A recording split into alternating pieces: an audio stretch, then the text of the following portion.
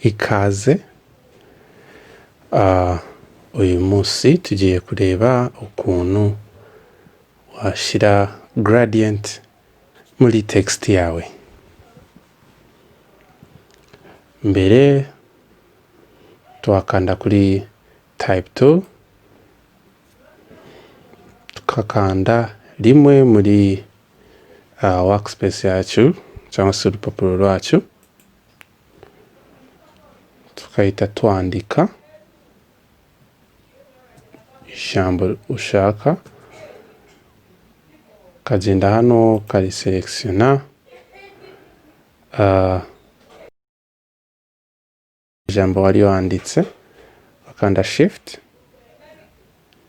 uzana kasa kwizi mpande enye, ukanda kuri shift, ukakora ijambo ryawe rikaba rinini, cyangwa se ushobora no kuza ahangaha kuri font size ukakanda wongeza aha ya jambo ryawe.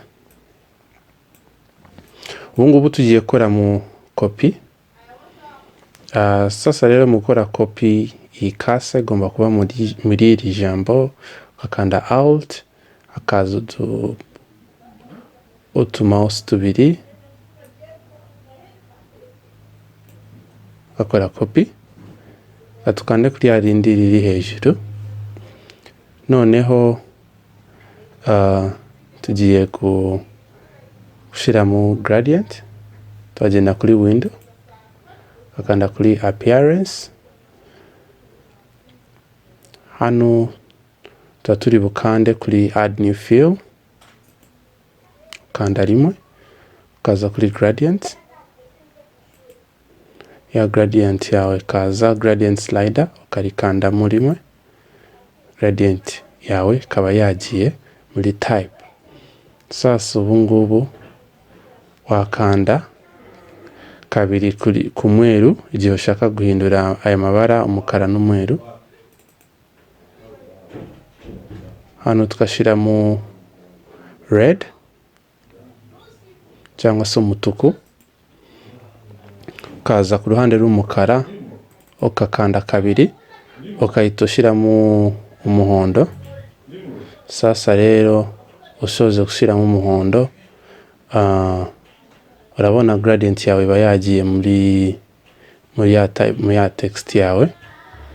Ubu ngubu ikintu tugiye gukora ni uguhindura ama direction y'ama gradient. Guhindura direction ushaka wenda uyu muhondo we ku rundi ruhande, cyangwa se ushaka bitewe nyine kuno bishaka, ushobora gukoresha hano ku ma angles. Urabona igihe ukanze ku ma angles, gradient yawe igenda ihinduka. Cyangwa ushobora kuza kuri gradient tool, ugahindura, ugakanda, uhindura direction za gradient yawe kuno ushaka ibimeze muri text. Ikindi kintu rero, ushobora kongeramo amabara muri type yawe.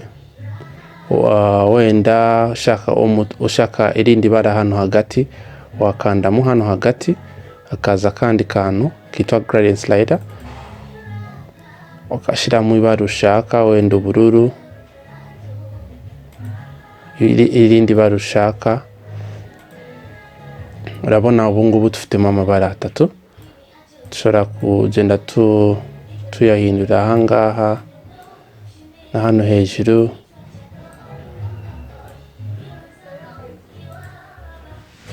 Ubundi buryo turi burebe ni uko wakanda kuri iyi type, uka right clickinga, ukagenda kuri create outlines, wakanda kuri gradient tool. Ugiye muri gradient slider, gradient yawe yahita ijyamo muri text yawe.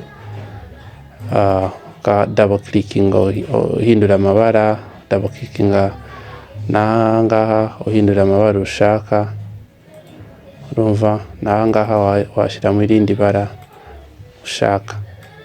Urabona ubu ngubu dufite gradient yacu muri text. Iri jambo rya mbere, uburyo bwa mbere budufasha n'igihe ushaka guhindura iyi type yawe ugashyiraho irindi jambo. Urabona ya gradient yawe yahita igaragara muri ya jambo ryawe wari wakoze. Ariko ubu ngubu uburyo bwa kabiri ntago wahita editinga iri jambo, byagusaba kwandika irindi ku ruhande. Murakoze.